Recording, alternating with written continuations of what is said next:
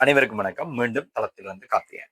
இன்னைக்கு நாங்கள் பார்க்க போற விஷயம் என்னன்னு சொன்னால், நீங்கள் உங்களுடைய கல்வியியல் கல்லூரிக்கான விண்ணப்ப படிவங்களை பூர்த்தி செய்யும் போது கவனிக்க வேண்டிய விடயம். அதுல முக்கியமா நாங்க முதலாவது விஷயம் என்னை பார்க்கிற விஷயம் உணர்ந்த கற்கை நெறி தெரிவு செய்தல் என்றது. அதாவது நீங்கள் ஒரு கல்வியியல் கல்லூரி இல்ல ஏதோ ஒரு கற்கை நெறிக்கு விண்ணப்பிக்க போறீங்கன்னு சொன்னா, முதலாவது நீங்க செய்ய வேண்டியது உங்களுடைய உயர்தர பரீட்சை பெறுபவர்கள். அதாவது நீங்க உயர்தரத்துல 3 பாடங்கள் எடுத்திருப்பீங்க. அந்த பாடங்கள்ல என்ன ரிசல்ட்ஸ் எடுத்திருக்கீங்கன்ற விஷயம். 2வது உங்களுடைய சாதாரண தரத்துல உங்களுக்கு முக்கியமான 6 பாடங்கள்லயும் சில விருப்பத்துக்குரிய பாடங்கள்லையும் என்ன மாதிரியான சித்திகள் இருக்குது என்ற விடயம் தாக்கம் செலுத்தும்.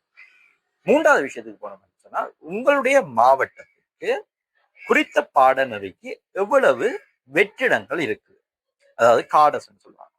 அந்த கெசட்ல பின்பகுதியில பாத்தீங்கன்னா அதுக்குரிய சார்ட்ஸ் இருக்குது.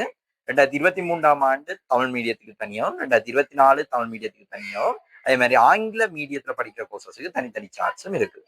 ஓகே, இது இந்த விஷயங்கள் நீங்க கவனத்தில் எடுக்க வேண்டிய விடயங்களா இருக்கு.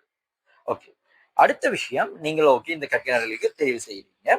இப்ப நீங்க கெசட்ல பார்த்து உங்களோட பாடத்துக்கு இந்தந்த கோர்சஸுக்கு போடலான்ற முடிவுகள் எடுக்கிறீங்க. இதுல நீங்க கவனிக்க வேண்டிய விடயம் இன்னொன்று இருக்குது. என்னன்னா, இப்ப உதாரணத்துக்கு எடுத்துக்கொள்ளுங்க, உங்களுடைய மாவட்டத்துல ஒரு கற்கைநெறிக்கு வெற்றிடங்கள் இல்லை, அதாவது 0. சித்திரம் என்ற பாடத்துக்கு திருவண்ணாமலையை பொறுத்தவரை 0. அப்ப சித்திரம் எடுத்த யாருமே சித்திரம் என்ற பாடத்துக்கு அப்ளை பண்ண முடியாதான்னு பாத்தீங்கன்னா அப்படி இல்லை, அப்ளை பண்ணலாம். அவர்கள் தேசிய காடர்ஸ், அதாவது நேஷனல் லெவல் காடருக்குள்ள வெற்றிடங்கள் வரைக்கும் அதுக்கு கருத்துல எடுக்கப்படுவார்கள். அப்ப நீங்க இல்ல உங்களோட மாவட்ட ரீதியான காடர்ஸ்க்கு அப்ளை பண்ணிடலாம், தேசிய ரீதியான காடர்ஸ்க்கு அப்ளை பண்ணிடலாம். ஓகே, அடுத்த விஷயம் நாங்கள் பார்த்தோம்னா, நீங்க இதுக்கு அப்ளை பண்ணல இன்னொரு விஷயத்துல கூட கவனம் எடுக்க வேண்டிய விஷயம், நீங்க இந்த கோர்சஸுக்கு அப்ளை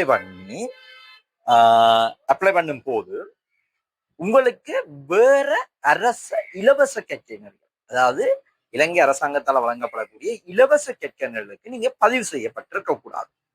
அதாவது இப்ப நாங்க உதாரணத்துக்கு சொல்றேன்னு சொன்னா, ஒரு யூனிவர்சிட்டிக்கு நீங்க ரெஜிஸ்டர் பண்ணிக்கூடாது. ரெஜிஸ்டர்ன்றது செகண்ட் ஃபார்ம் போட்டிருக்க கூடாது. அதே மாதிரி ஏதாவது இலவசமா கெட்டக்கூடிய, உதாரணத்துக்கு ஏடிஐ, அதுல நீங்க ரெஜிஸ்டர் பண்ணிக்க கூடாது. ரெஜிஸ்டர் பண்ணியிருந்தா நீங்க ரெஜிஸ்டரை மீள பெற்றுக்கொள்ள வேண்டிய தேவை இருக்கு. அப்பதான் நீங்க காலேஜ் ஆஃப் எஜுகேஷனுக்கு அப்ளை பண்ணலாம். இல்லை அப்ளை பண்றதுக்கு இது தேவைப்படாது, நீங்க இன்டர்வியூ போய் செலக்ட் ஆகுறதுக்கு அது தேவைப்படும், உங்களோட விட்ரோவல் லெட்டர். இதுல சில நெகிழ்ச்சியான தன்மைகளும் பேணப்படுது. அது உங்களுக்கு சாதகமா அமையுமான்றதை எங்களால உறுதியா சொல்ல முடியாது.